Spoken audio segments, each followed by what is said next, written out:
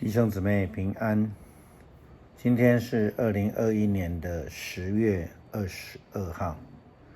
今天的经文是诗篇第34篇第1节到第8节，尼希米书第1章第1到第11节，希伯来书第7章第11到22节。今天要跟大家分享的主题是上帝的祭司。旧约里，上帝所呼召的仆人有族长，有士师，有先知，有祭司。通常先知具有领袖的身份，特别是在早期。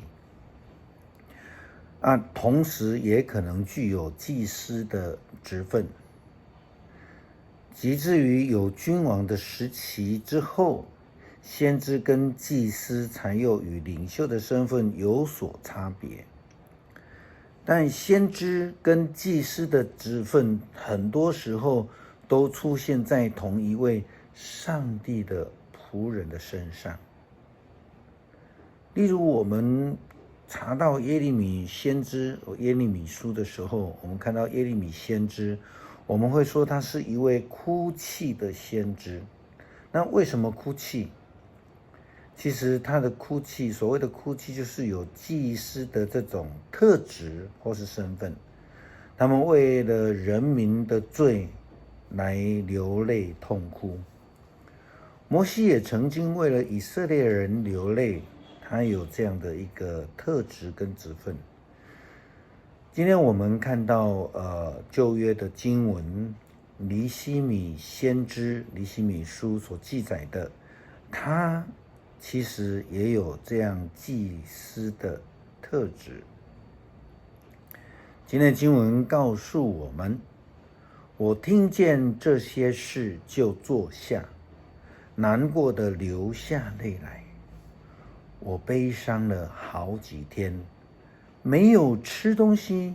我向上帝祷告说：上主，天上的上帝啊，你是至大可畏的。你向爱你并且遵守你诫命的人信守你的约。上主啊，我日夜为你的仆人以色列人民呼求，请眷顾我，听我的祷告。我承认我们以色列犯了罪，我的祖先和我都犯了罪。我们恶意反抗你，没有遵行你的诫命，没有守住你借你的仆人摩西颁布给我们的法律诫命。求你记得你曾经告诉摩西，你们以色列人若对我不忠，我要把你们分散到别的国家。但是你们若回转到我这里来，遵行我的命令，我会带你们回来。即使你们被流放到天涯海角，我也会带你们回到这块我选择作为敬拜我的地方。主啊，这些都是你的仆人，你自己的子民，是你曾用你的大能大力拯救过的人。求你垂听我的祷告，也垂听所有敬畏你的仆人的祷告。求你帮助我今天顺利成功，使皇上向我开恩。那个时期，我是皇上的司酒长。从这一篇的经文里面，我们可以在这个先知的话语里面，我们可以看到尼希米先知有这种祭司的特质，他向上帝来求情。我们知道，祭司是为了人民的罪向上帝献祭，向上帝来认罪，向上帝来求情，让这些犯罪的人不至于因为得罪上帝而被上帝所惩罚，甚至灭绝。可惜的是，长久以来，从旧约都一直出现的以色列人，虽然时常有机会可以这个赎罪他们时常犯罪离开上帝的道路又得到上帝的赦免，但是他们总是一而再再而三的得罪上帝。因此上帝赐给他们或是差派祭司来替他们赎罪，也如同尼希米先知一样，他向上帝恳求，让他们归回，好让他们再一次的得蒙救恩。然而他们并没有因为这样子就改变，或是说他们根本就不愿意改变。祭司们的服事好像没有办法帮助以色列人，从历史这样看来改变他们的罪性。那摩西的律法，旧约当中的律法，这些条例，祭司们的献祭，好像也都不能使任何事达到完全或是改变他们。上帝最后只有这个差派他的独生子耶稣基督，成为永远的大祭司，上帝的祭司，使他成为世人的救赎，替世人的罪可以献上为祭。希伯来书告诉我们，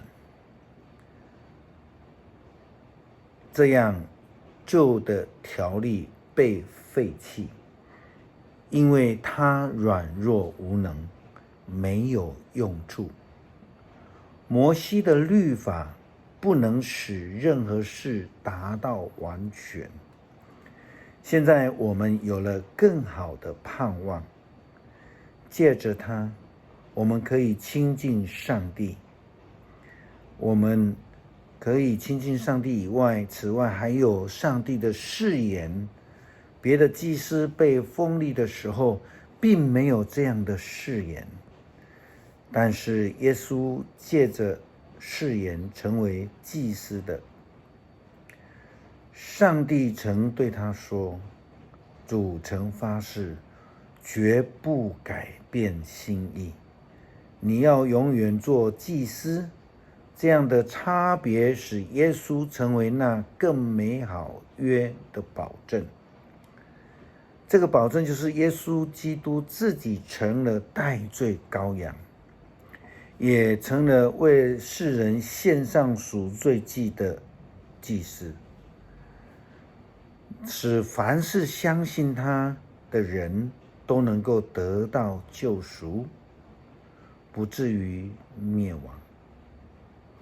但是这个有先决条件的，不是随便来的那先决条件是什么？先决条件是愿意接受他的救恩的人才能够得到这个救恩。许多人不愿意相信，不愿意接纳，不愿意承认并接受耶稣基督的献祭，这样的人是无法得救的。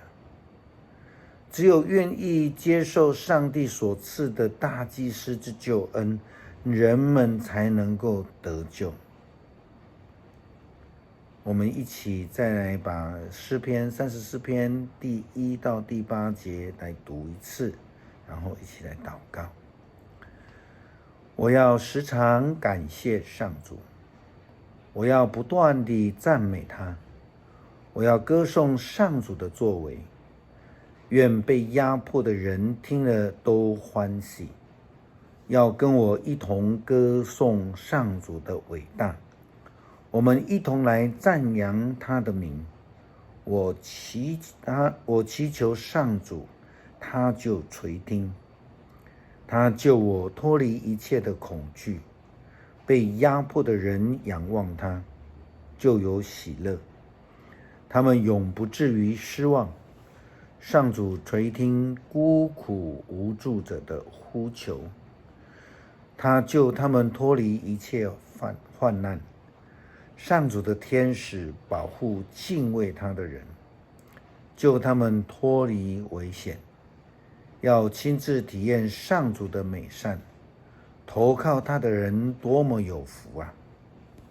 我们一起祷告，恳求天父赐下救恩，给我们盼望，也期待主的救恩临到我们。